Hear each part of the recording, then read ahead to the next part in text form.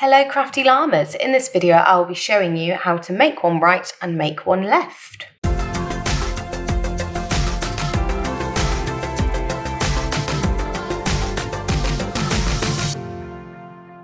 So what I've got here is I've got my Let's Walk mittens that I'm currently working on.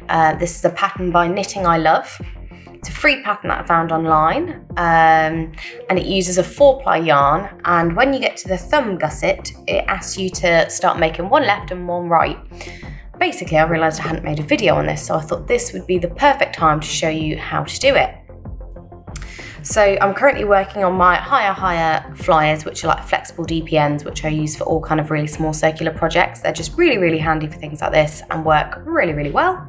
So these are the 2.25mm sharp flyers. And here we have the start of my mitten. So I've got the rib at the bottom, and then I start the thumb gusset about the top of the green row, so about there. You can see here you've got the increases on either side making for the thumb gusset.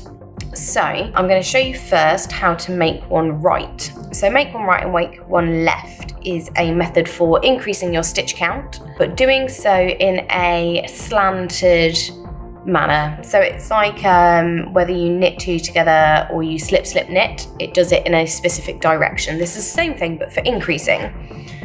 So the first one that I'm going to do is, I suppose this one might be a little bit tricky to show you just because it's in between the needles. I'm going to be making one right. So this means that it's going to be leaning in this direction. So what you're going to need to do is I'm going to slip that needle kind of quite long, the back one quite long and out the way, so it doesn't get in my way. The joy of these flexible DPNs is that you can just kind of fold it out of the way. It doesn't really matter. So I do this quite a lot. If I find that's getting in the way, I just fold it out of the way like that. Right, so let's have a look. So what you're going to be using is the bar, which is kind of between your stitches. So between every stitch you have this bar here. That we can see. This is what you're going to be doing. So if you made one, you would literally just knit into this, and that would create quite a large gap. So by making one left or right, you're twisting the stitch to reduce the gap and make it less obvious. It's not a completely invisible increase, but it does help to reduce the visibility of an increase. So to make one right, what you need to do is you need to pick up the bar from the back of the stitch. You're going to be picking up the bar from the back. So let me zoom in a bit so that you can see a little bit clearer. There we are. Right, so what you're going to be doing is, I'm not even going to use my other needle for now, that's at the back here. I'm literally just going to pull it up here. So if you can see, the bar is there. I'm going to manipulate the kind of fabric a little bit, just to help me pick it up. And I've gone from the back to the front like so. So that is sat on there. The other way of doing it is, if you do get your other needle, you can pick it up from the front to back and then slip it on back to front, like so. So it completely depends how you prefer to do it. Just make sure when you're slipping it on, don't twist it and do it that way. Always make sure that if you pick it up, you then transfer it so that your needle is going from the back to the front for a make one right. The important thing to remember is, if you have picked it up from the back of the stitch like we have for the make one right, you're then going to knit into the front leg of the stitch. So it's always the opposite. So we picked it up from the back, so we knit into the front leg.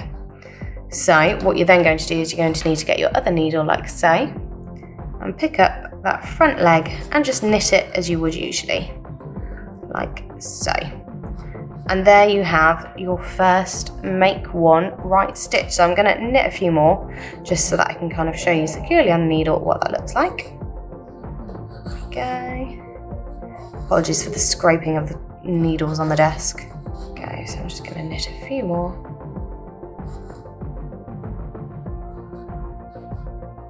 There we go.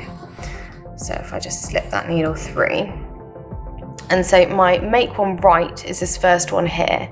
And so the difference that you'll be able to see is that you can kind of see the openness here, and that this one, there's a little bar going across it.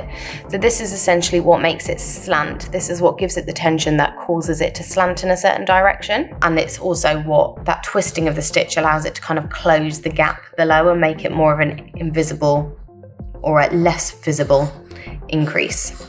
So now I'm going to show you how to make one left, which basically you just kind of do it in reverse, so things are a little bit backwards.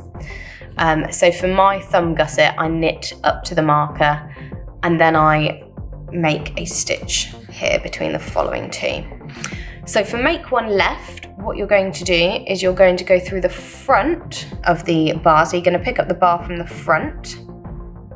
So you can do it like that. And then you're going to knit into the back leg of the stitch.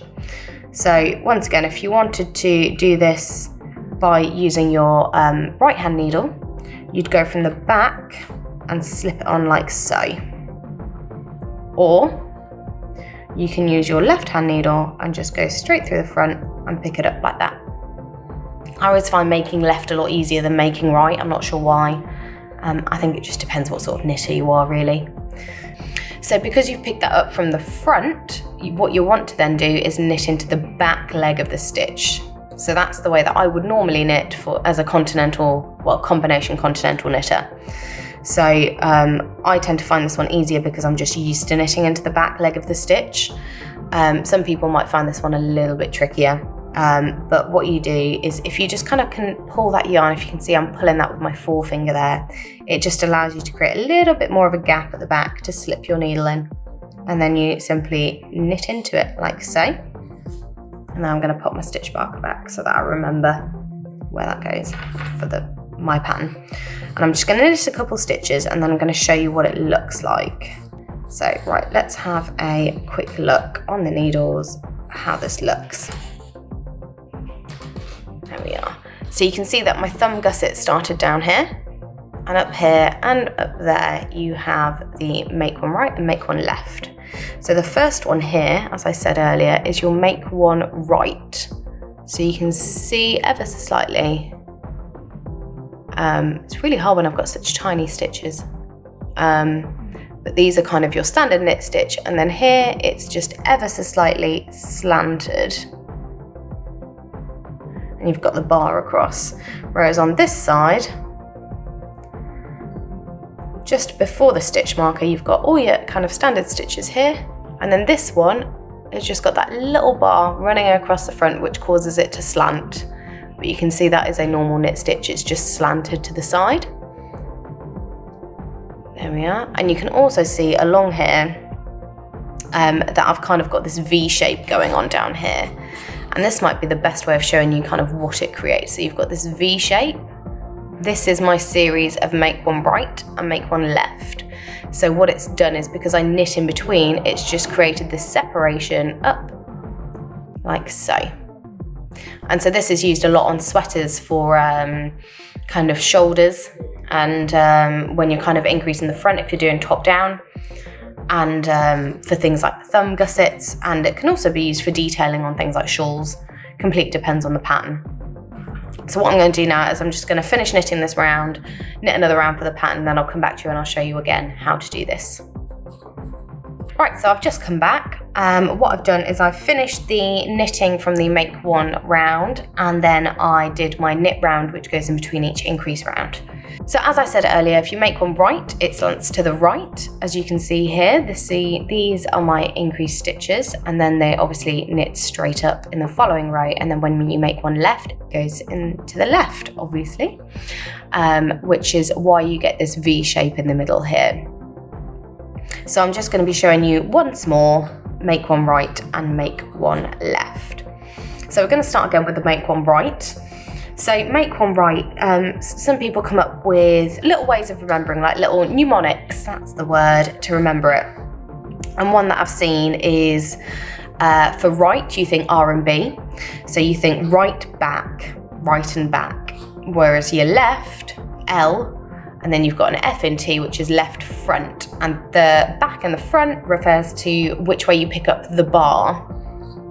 And obviously, if we remember, the bar is this little bit in between your stitches there. So I think I'm just going to zoom in a little bit more for you. There we go. I prefer for the right ones to pick up using my right hand needle and then slip it onto my left. I personally find it easier. So what I'm going to do is, so if you think R and B, right, back. So I'm going to pick it up from the front on my right hand needle and slip it on backwards to my left hand needle like so. So R and B, right, back. And then what you then have to remember is the way you knit is opposite to the way you pick up. So if we picked it up from the back, we're going to knit into the front. So I'm going to come in this way as if a standard continental knitter and knit that stitch like, whoop. You can tell I'm not used to doing these stitches very often because I've split my yarn. There we go. I will get this. There we go. And slip that off my needle. And then I'm going to knit to my stitch marker. And then I'm going to do one left. So just remember R and B. So for your make one right, you're going to go through the back. And then you do the opposite to the way you picked it up. So you're going to knit into the front. For our make one left, L-E-F-T, F, you're going to pick up from the front and you're going to knit into the back. What I do is I have a whole notebook at home full of these little bits and bobs to help me remember because I do always forget. So I just keep a note of them at home. Right, so I'll just take my stitch marker out and we're going to make one left. So L-E-F-T, we're going to go from the front. So you can just pick it up like so. And then we're going to knit into the back of the stitch like that. And then that is how you make one left and make one right in knit stitch. There we go. I'm going to knit a couple stitches just to keep my keep it secure on my needles. There we go. And as you can see, I've got this little V section in the middle, which is where you can see the increases and the decreases for my thumb gusset. And if you look at it from the side, you can see how that sticks out. That's going to be exaggerated by my needle, but it does stick out, which is obviously where my thumb's going to go. So it's going to be perfect. So that's it for my finished make one right, make one left tutorial video. If you've enjoyed this video, please do let me know by commenting below and liking it.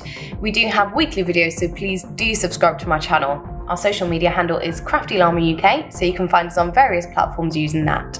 And of course, if you have found this video helpful and have used it in your knitting projects, do let me know by tagging us in that project. And of course, you can purchase all of the tools used today on our shop, which we will link below for you.